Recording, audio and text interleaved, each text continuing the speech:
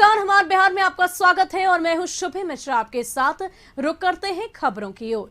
JDU संसदीय board के राष्ट्रीय अध्यक्ष उपेंद्र कुशवाहा के आगमन को लेकर सिवान में तैयारियां की गई है। सिवान के हर चौक चौराहों पर बैनर पोस्टर लगाए गए हैं। संसदीय बोर्ड के राष्ट्रीय अध्यक्ष के भव्य स्वागत की तैयारियां की गई है। इस बाबत जिला अध्यक्ष उमेश ठाकुर ने बताया कि तैयारियां पूरी हो गई है। तो बता दें कि लगातार जदयू के संसदीय बोर्ड के अध्यक्ष उपेंद्र कुशवाहा की ये यात्रा बिहार के अलग अलग जिलों में जारी है। कल वो छपरा गए थे और आज सिवान में ये यात्रा है और लगातार कार्यकर्ताओं का उत्साह जोश देखते बन रहा है। उनके स्वागत को लेकर जगह जगह पर पोस्टर, तोरण द्वार ये सब कुछ लगाए गए हैं और पूरे उत्साह और गर्मजोशी के साथ उनके स्वागत की तैयारियां कार्यकर्ताओं की तरफ से की गई है। इतना ही नहीं, लगातार पार्टी को मजबूत करने की कोशिश कुशवाहा की तरफ से जारी है। कल भी भूंजा कार्यक्रम में उन्होंने शिरकत कर दलितों के साथ बैठकर भूजा खाया, उनकी समस्याओं को सुना और उन समस्याओं के निदान को लेकर उनकी तरफ से आवाज उठाई गई और ये कहा गया कि जो भी समस्याएं हैं उनका समाधान जल्द ही किया जाएगा। और इस पूरी खबर की अधिक जानकारी के लिए हमारे संवाददाता अवनीश लाइव जुड़ चुके हैं। अवनीश, क्या कुछ तैयारियां हैं और कैसे कार्यकर्ताओं की तरफ से तैयारियां कर पूरी गर्मजोशी के साथ उनका स्वागत किया जाएगा? नहीं, बिल्कुल। आज अभी छपरा में है उपेंद्र कुशवाहा और आज वो सिवान जाएंगे। सिवान में कई जगह पर उनका कार्यक्रम है, जगह जगह पर कार्यकर्ता उनका इंतजार भी कर रहे हैं। और उपेंद्र कुशवाहा जी के यात्रा के दौरान वो जिस जिले में जाते हैं वहां पर कोरोना से जिनकी मौत होती है उनके परिजनों से मुलाकात करते हैं, या किसी आपदा में किसी की मौत होती है उनके परिजन से मुलाकात करते हैं, उनको सरकारी सहायता देने का आश्वासन भी दिलाते हैं और कार्यकर्ताओं से मुलाकात करते हैं। क्योंकि बार बार वो कह चुके हैं कि आने वाले समय में जेडीयू अपने संगठन में जो है वो बदलाव करेगी। कई ऐसे लोग हैं जो सक्रिय नहीं हैं, वैसे लोगों को संगठन से बाहर का रास्ता दिखाया जाएगा और वैसे लोग जो बेहतर काम कर रहे हैं, जो युवा हैं, जो पार्टी के लिए समर्पित हैं, वैसे लोगों को संगठन में महत्वपूर्ण जिम्मेवारी दी जाएगी। देखिए, जब से उपेंद्र कुशवाहा जी जेडीयू के संसदीय बोर्ड के राष्ट्रीय अध्यक्ष बने हैं उसके बाद से ये यात्रा प्रारंभ हुई है और लगातार कई जिलों की यात्रा के दौरान जो फीडबैक आ रहा है कि संगठन में बड़ा बदलाव देखने को मिलेगा। जो हमारे सोर्सेज बता रहे हैं कि आने वाले समय में जब इनकी यात्रा खत्म होगी उसके बाद संगठन में कई महत्वपूर्ण पदों पे वैसे लोगों को जिम्मेवारी दी जाएगी जो संगठन के लिए समर्पित है। चाहे उसमें भले ही तमाम जिलों की कितनी संख्या होगी ये कहना जल्दबाजी होगा, लेकिन जो नए लोग हैं, जो युवा हैं, जो बेहतर काम कर रहे हैं, उनको संगठन में महत्वपूर्ण जिम्मेवारी मिलेगी। और सबसे अहम बात यह है कि जब जिलों में यात्रा कर रहे हैं तो अधिकारियों की मनमानी का भी मामला काफी सामने आ रहा है। कई वैसे फरियादी हैं जो लगातार कह रहे हैं कि यहाँ पर अधिकारी मनमानी करते हैं, योजना का लाभ वैसे लोगों को नहीं मिल पाता है जिनको वाकई में उनकी जरूरत है। तो वैसे अधिकारियों पर भी कार्रवाई होनी तय मानी जा रही है। हमें लगता है कि आने वाले समय में जब उपेंद्र कुशवाहा जी की यात्रा समाप्त होगी और उसके बाद जो ड्राफ्ट मुख्यमंत्री नीतीश कुमार को वो देंगे उसमें वो तमाम बातों का जिक्र होगा, चाहे संगठन को लेकर हो या सरकार के दृष्टिकोण से हो। जो भी पदाधिकारी बेहतर काम नहीं कर रहे हैं या लोगों को, जनता से उनका वास्ता नहीं है, जनता के कामों को वो नहीं कर पा रहे हैं, वैसे अधिकारियों पर भी कार्रवाई होनी तय मानी जा रही है। और क्या जो कार्यकर्ता है, क्या जो युवा कार्यकर्ता है, क्योंकि आगामी कुछ ही दिनों में उत्तर प्रदेश के विधानसभा चुनाव होने हैं, इसके अलावा मणिपुर में भी चुनाव है। इन दोनों राज्यों के चुनाव को मद्देनजर रखते हुए क्या कार्यकर्ताओं से कुछ नई तैयारियां करवाई जा रही है? क्योंकि जाहिर सी बात है चुनाव है और केंद्र स्तर तक पार्टी के विस्तारीकरण को लेकर ये यात्रा उपेंद्र कुशवाहा की ओर से की जा रही है। पार्टी को मजबूत करने को लेकर क्या इस कड़ी में भी कोई पहल है? हाँ, बिल्कुल। देखिए, जेडीयू की ये कोशिश है कि जेडीयू कैसे राष्ट्रीय पार्टी बने और आने वाले समय में 5 राज्यों में चुनाव है, यूपी, मणिपुर, पंजाब, 5 राज्यों में चुनाव है। और जेडीयू अंदरूनी रूप से, जो हमारे सूत्र बता रहे हैं कि जेडीयू ने अपने नेताओं को तैयार होने के लिए सूचित भी कर दिया है। तमाम अक्टूबर महीने के प्रथम सप्ताह में तमाम जेडीयू के वैसे कार्यकर्ता जो विधान पार्षद है, विधायक है, पूर्व विधायक है या संगठन से जुड़े लोग हैं, उनको विभिन्न राज्यों में भेजने का सिलसिला जो है वो शुरू हो जाएगा। जो यूपी और मणिपुर ये दो महत्वपूर्ण राज्य हैं जेडीयू के लिए, क्योंकि जेडीयू अगर दोनों राज्यों में बेहतर सफलता अर्जित करती है तो जेडीयू को राष्ट्रीय पार्टी का दर्जा मिल जाएगा। तो वैसी स्थिति में जेडीयू यूपी और मणिपुर में अपने कहीं ना कहीं उनकी कोशिश है कि वहां पर ज्यादा से ज्यादा सीटें जीती जाए। यूपी में लगभग 13 सीटें उनको जीतनी होगी और मणिपुर में 3। बहुत बहुत शुक्रिया अवनीश हमारे साथ जुड़ने के लिए। तो जेडीयू की तरफ से ये कोशिश जारी है कि लगातार किसी भी तरीके से हर वो जोर आजमाइश कर पार्टी को केंद्र स्तर की पार्टी बनाया जा सके। फिलहाल रुक करते हैं अगली खबर की ओर। बिहार में काली कमाई करने वाले सरकारी पदाधिकारियों के खिलाफ कार्रवाई लगातार जारी है। बुधवार को नगर परिषद भभुआ के तत्कालीन कार्यपालक पदाधिकारी अनुभूति श्रीवास्तव के पटना स्थित फ्लैट पर स्पेशल विजिलेंस की टीम ने छापेमारी की। 12 घंटे से अधिक समय तक चली छापेमारी में निलंबित कार्यपालक पदाधिकारी अनुभूति श्रीवास्तव के पटना के रुकनपुरा स्थित अपार्टमेंट के फ्लैट में अकूत संपत्ति के कई सबूत मिले हैं। बताया जा रहा है कि अनुभूति श्रीवास्तव ने पटना में ही दूसरा फ्लैट भी ले रखा है। इसके अलावा इनका तीसरा फ्लैट इंदौर में है। इन दोनों फ्लैट से संबंधित एग्रीमेंट के सबूत विजिलेंस टीम को मिले हैं।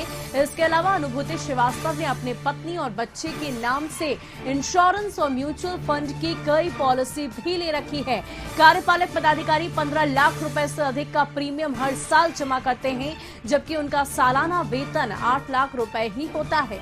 निलंबित कार्यपालक पदाधिकारी के पास इनोवा, ऑर्टिगा जैसी लग्जरी गाड़ियां भी बरामद हुई है। स्पेशल विजिलेंस यूनिट की तरफ से जो जानकारी दी गई है उसके मुताबिक कई आपत्तिजनक कागजात भी छापेमारी के दौरान हाथ लगे हैं। स्पेशल विजिलेंस की टीम को fix deposit, LIC, real estate समेत कई जगहों पर निवेश करने के डिटेल मिले हैं। कार्यपालक पदाधिकारी के आवास से कैश भी मिले हैं। हालांकि बरामद रकम को लेकर फिलहाल कोई खुलासा नहीं किया गया है।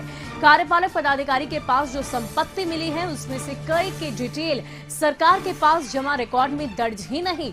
यही नहीं, कई बार महंगी टिकट लेकर अनुभूति श्रीवास्तव फ्लाइट से सफर भी कर चुके हैं। ये मामला काफी पुराना है और घोटाले का आरोप सामने आने के बाद कैमूर से ये खबर सामने आई।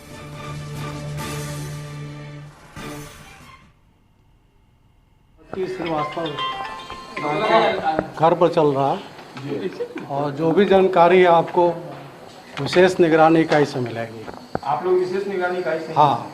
कितने अधिकारियों की टीम लगी है यहाँ पर? यहाँ पर 10 अधिकारी होंगे। 10 होंगे। नेतृत्व कौन किस स्तर के अधिकारी का? DSP रैंक के पदाधिकारी। बिहार के भ्रष्ट पदाधिकारियों पर अब कार्रवाई का सिलसिला शुरू हो चुका है। हाल फिलहाल में निगरानी विभाग और विशेष निगरानी की तरफ से जो कार्रवाई की जा रही है उसमें करोड़ों की संपत्ति का खुलासा हुआ है जो भ्रष्ट पदाधिकारियों के तरफ से जमा किए गए थे।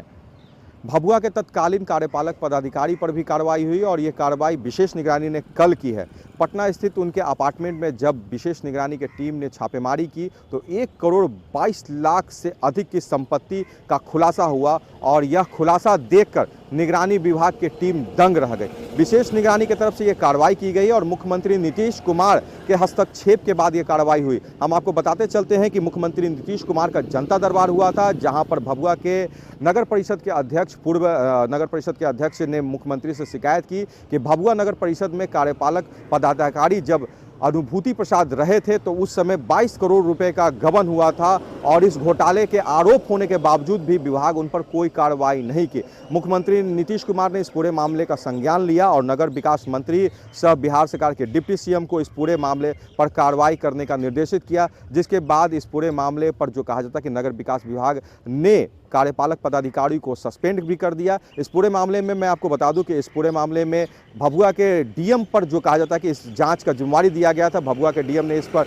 जांच भी किया और जांच का रिपोर्ट नगर विकास विभाग को सौंपा था, मगर नगर विकास विभाग की तरफ से ये कार्रवाई करने के बजाय इस रिपोर्ट को दबा कर रखा गया था। काफ़ी समय तक इस रिपोर्ट को दबाया गया। इस दौरान कार्यपालक पदाधिकारी भभुआ से ट्रांसफर होकर हाजीपुर पहुंच गए थे और वहां पर जो है वो अपनी सेवा दे रहे थे, मगर मुख्यमंत्री के कानों तक जब ये बात पहुंची और शिकायत करने वालों ने इसकी गंभीरता बताई तो मुख्यमंत्री ने इस पूरे मामले की गंभीरता से लेते हुए विशेष निगरानी को इस जांच का जिम्मा सौंपा और विशेष निगरानी ने कल जो छापेमारी की है उसमें ये भ्रष्ट पदाधिकारी के पास से 1,23,00,000 से अधिक की संपत्ति बरामद हुई है।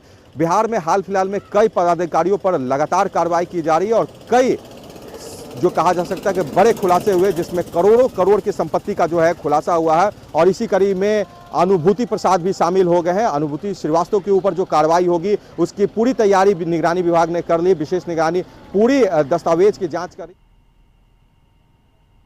और इस पूरी खबर की अधिक जानकारी के लिए हमारे संवाददाता गौतम लाइव जुड़ चुके हैं। गौतम, क्या कुछ जानकारी है? क्योंकि इससे पहले जो भी रकम थी उसको लेकर क्लैरिटी नहीं मिल पाई थी, लेकिन अब पूरी तरह से सब कुछ साफ होता दिखाई दे रहा है। खास करके कैश के अलावा अन्य क्या कुछ संपत्तियों के बारे में जानकारी मिली है? देखिए 1,23,00,000 की संपत्ति जो सामने आया है और इस मामले में भी जांच लगातार विशेष निगरानी कर रही है। देखिए कार्यपालक पदाधिकारी तत्कालीन जो भभुआ के रहे हैं उन पर 22 करोड़ से अधिक का संपत्ति जो है वो गड़बड़ी योजना में जो गड़बड़ी का मामला है वो उजागर हुआ था। जिला परिषद पूर्व जिला परिषद भभुआ उनके तरफ से शिकायत मुख्यमंत्री नीतीश कुमार को जनता दरबार में की गई थी। उसके बाद मुख्यमंत्री की तरफ से ये मामले का संज्ञान लिया गया। ये मामला काफी पुराना है। नगर विकास विभाग को अभी जो है इस पूरे मामले पर भभुआ के डीएम जो है निगरानी ये जांच को लेकर अपना रिपोर्ट सौंपा था, मगर ये विभाग में मामला दबा हुआ था और मामले को दबाने की या तो कोशिश की गई थी या तो कहा जा सकता है कि कार्रवाई ना करने की मंशा से जो है इस पर अभी तक जो है कार्रवाई नहीं हो पाया था। अनुभूति श्रीवास्तव की तरफ से जो कहा जा सकता है कि जो अवैध संपत्ति का जो अर्जन किया गया उसमें विशेष निगरानी ने जो खुलासा किया है, जिसमें फ्लैट्स हैं, साथ ही साथ जो बीमा का निवेश है, उन तमाम चीज़ों में जो है एक बात ये साफ पता चला कि काफ़ी कम समय में उन्होंने एक मोटी रकम जो है अवैध रूप से अर्जित कर ली है।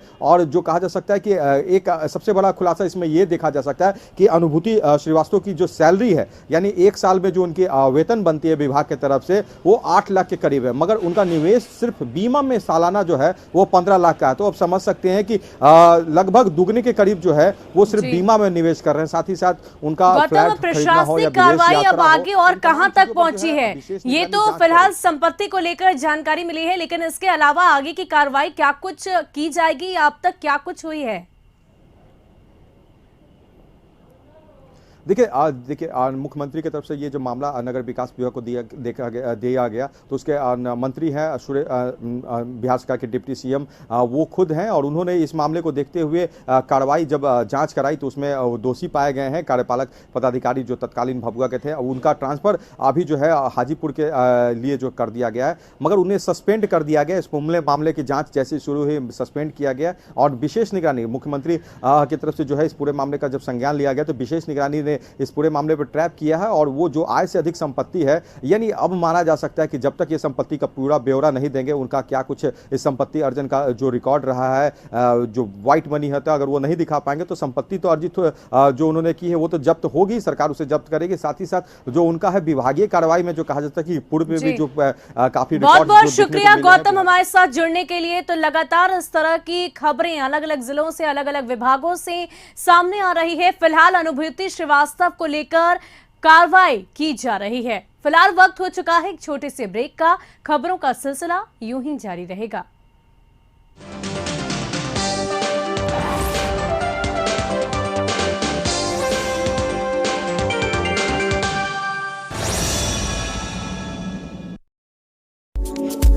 रांची में आप ढूंढ रहे हैं आशियाना। आशियाने के पास ही चाहते हैं स्कूल, कॉलेज, दफ्तर, एयरपोर्ट और स्टेशन, तो पूरे कीजिए अपने सारे सपने।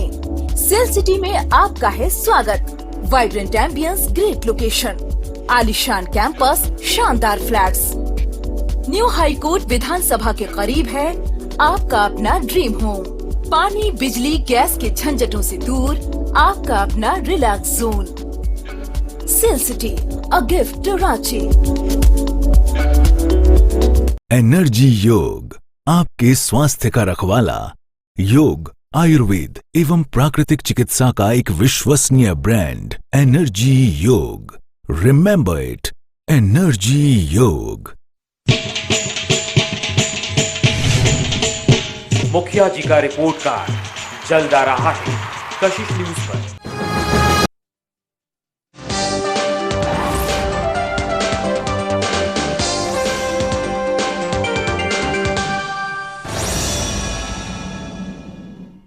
और ब्रेक के बाद हमारे बिहार में आपका स्वागत है। अब खबरें विस्तार से। राज्य निर्वाचन आयोग ने पंचायत चुनाव के पहले चरण की अधिसूचना जारी कर दी है। अधिसूचना जारी करने के बाद उन जिलों में आचार संहिता लागू कर दी गई। आज से 10 जिलों के 12 प्रखंडों में नामांकन की प्रक्रिया शुरू हो जाएगी। नामांकन के बाद 11 दिन प्रचार प्रसार के लिए मिलेंगे और उसके बाद 24 सितंबर को वोटिंग होगी। आयोग के सचिव मुकेश कुमार सिन्हा ने बताया कि नामांकन ऑनलाइन और ऑफलाइन दोनों होगा, लेकिन ऑनलाइन नामांकन करने वालों को भी फिजिकल तौर पर निर्वाचित पदाधिकारी के समक्ष उपस्थित होना होगा।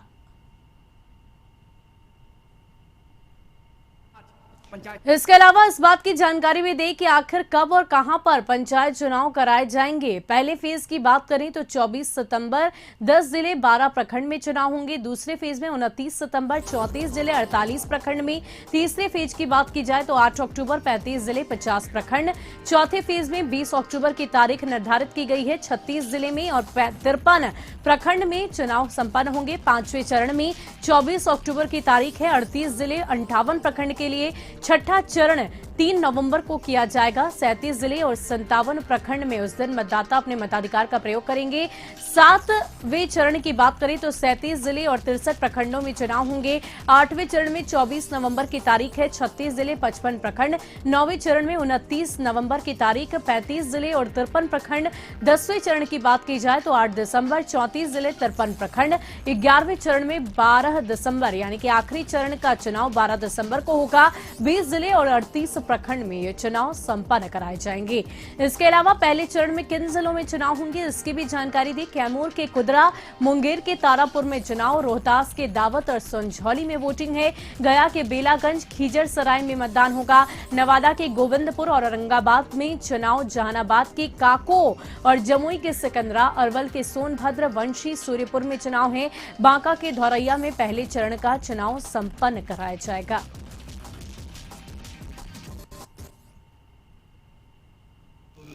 प्रथम चरण के 10 जिलों में प्रपत्र 5 में अधिसूचना जारी की गई है, जिसमें डिटेल दिया रहेगा कि नाम निर्देशन कितने बजे से कितने बजे तक, किस स्थल पर होगा, किस तिथि तक होगा, फिर स्क्रूटनी कितने तिथि को होगा और नामांकन वापसी और प्रतीक आवंटन के पश्चात मतगणना और मतदान की तिथि भी उसमें अंकित रहती है। नामांकन कब से होगा? नामांकन कल से प्रारंभ होगा। कितने बजे से कितने बजे तक सब? नामांकन का 11 बजे से 4 बजे तक मुश्किल समय। और इस पूरी खबर की अधिक जानकारी के लिए हमारे संवाददाता प्रदीप गया से जुड़ गए हैं। प्रदीप, क्या कुछ तैयारियां की जा रही है, क्योंकि अब नामांकन की भी शुरुआत हो गई है और तारीख भी मुकर्रर कर दी गई है 24 सितंबर की, और पहले चरण में गया में भी चुनाव होने में, ऐसे में क्या कुछ तैयारियां हैं वहां पर? जी बिल्कुल, आपने सही कहा। त्रिस्तरीय पंचायत चुनाव को लेकर जो प्रथम चरण का मतदान है वो गया के बेलागंज और खिजरसराय प्रखंड में होगा और इन दोनों प्रखंडों में आज से नामांकन की प्रक्रिया शुरू हो गई है। प्रत्याशी कुछ ही देर में नामांकन स्थल पर पहुंचेंगे। इसे लेकर निषेधाज्ञा भी जो है वो जारी की गई है। 100 मीटर की परिधि में भीड़ भाड़ जो है वो नहीं रहेंगे और इसके लिए सुरक्षा के भी कड़े प्रबंध किए गए हैं। दोनों प्रखंडों, खासकर जो बेलागंज और खिजरसराय की बात करें तो कुल 2119 बूथ बनाए गए हैं जहां मतदाता अपने मत का प्रयोग करेंगे। हालांकि गया की बात करें तो जो जिला परिषद के लिए जो नामांकन है वो सदर एसडीओ के कार्यालय बनाया गया है। इसके अलावा पंचायत समिति मुखिया, पंच, सरपंच के लिए बेलागंज जो ब्लॉक है वहां पर लोग नामांकन करेंगे। 6 काउंटर बनाए गए हैं अलग अलग, ताकि किसी तरह की जो है वो बाधा ना हो, भीड़ भाड़ ना हो। और कुछ ही देर में अब कुछ प्रत्याशियों से हमारी बात भी रही जो विभिन्न पदों के लिए आज नामांकन करने वाले हैं, कुछ ही देर में पहुंचने वाले हैं। जी बहुत बहुत शुक्रिया प्रदीप हमारे साथ जुड़ने के लिए। तो पंचायत चुनाव को लेकर अब बिगुल फूका जा चुका है, तैयारियां युद्ध स्तर पर की जा रही हैं। खबर राजधानी पटना से, जहां पर कई तरह के कार्यक्रम का आयोजन होगा, जिसमें बीजेपी कार्यालय में आज भी सहयोग कार्यक्रम के तहत बीजेपी कोर्ट के कई मंत्री लोगों की समस्याएं सुनेंगे। इसके अलावा जेडीयू कार्यालय में भी जनसंवाद कार्यक्रम आयोजित किया गया है, जिसमें जेडीयू कोटे से मंत्री जनता की समस्याओं को सुनेंगे। इसके अलावा कांग्रेस के दिग्विजय सिंह का आज पटना दौरा है। जानकारी के मुताबिक वो पार्टी नेताओं के साथ बैठक के बाद मीडिया से मुखातब होंगे और क्या कुछ कार्यक्रम है बता रहे हैं संवाददाता गौतम। पटना में आज होने वाले महत्वपूर्ण गतिविधियों के बारे में हम आपको जानकारी दे दें कि आज बीजेपी के सहयोग कार्यक्रम आयोजित है। बीजेपी के सहयोग कार्यक्रम में बिहार सरकार के 3 मंत्री, सहकारिता मंत्री, पर्यटन मंत्री, साथ ही साथ गन्ना एवं विधि मंत्री लोगों की फरियाद सुनेंगे। जदयू की तरफ से भी जो है मंत्रियों का जो है कार्यक्रम है, जिसमें जन संवाद के माध्यम से जो है लोग मंत्रियों के माध्यम से जो है अपनी फरियाद सरकार तक पहुंचाएंगे। बिहार सरकार के 3 मंत्री, जिसमें ऊर्जा मंत्री, समाज कल्याण मंत्री एवं परिवहन मंत्री जदयू प्रदेश कार्यालय में इस कार्यक्रम के माध्यम से लोगों की फरियाद सुनेंगे। वहीं कांग्रेस की अगर बात की जाए तो कांग्रेस में आज दिग्विजय सिंह प्रेस कॉन्फ्रेंस करेंगे। अब मध्य प्रदेश के पूर्व मुख्यमंत्री दिग्विजय सिंह आज पटना पहुंचेंगे और 12:30 बजे के करीब जो है ये प्रेस कॉन्फ्रेंस को संबोधित करेंगे। कांग्रेस से जुड़ी हुई गतिविधियों पर जो कहा जाता है कि उनका ये प्रेस कॉन्फ्रेंस, साथ ही साथ बिहार में कांग्रेस की मजबूती को लेकर जो है आगामी कार्यों को लेकर भी जो है ये इस प्रेस कॉन्फ्रेंस में घोषणा हो सकती है। वहीं अगर आम जनता से जुड़े हुए खबरों की अगर बात कर ली जाए तो आम जनता से जुड़े हुए खबरों में ये है कि आज से पटना के कुछ रूटों पर जो है बसों का परिचालन रात के 11 बजे तक होगा। पटना जंक्शन से चलने वाले बस हो, NIT से चलने वाले बस और NMCH, PMCH के इलाकों से एम्स से चलने वाले बसों का परिचालन जो है वो रात के 11 बजे तक कर दिया गया और ये तमाम बसें जो है CNG बसें होंगी और आम लोगों के हित के लिए जो है इन बसों का परिचालन का समय जो है वो विस्तार किया गया। परिवहन विभाग के अनुसार इन रूटों पर जो है स्वास्थ्य से जुड़े हुए बड़े संस्थान हैं और इन रूटों पर काफ़ी रात तक जो है लोगों की गतिविधि होती है और ट्रेन रेलवे स्टेशन तक पहुंचाने के लिए इन परिचालन किए जाने वाले बसों की अवधि जो है वो बढ़ाई गई है। साथ ही साथ मैं आपको बता दूं कि आज से पंचायत चुनाव की जो है नामांकन प्रक्रिया शुरू हो गई है। 10 जिलों के 12 प्रखंडों में जो है आज से नामांकन की प्रक्रिया शुरू होगी। 11 बजे के दिन से ये नामांकन की प्रक्रिया शुरू होगी और ये नामांकन प्रक्रिया जो कहा जा सकता है आज से शुरू हुआ रहा। 24 सितंबर को जो है इसका जो कहा जाता है कि पहला चरण का मतदान होगा। यानी आज पटना में प्रमुख गतिविधियां हैं जिससे आम लोग जुड़ सकते हैं। और सिवान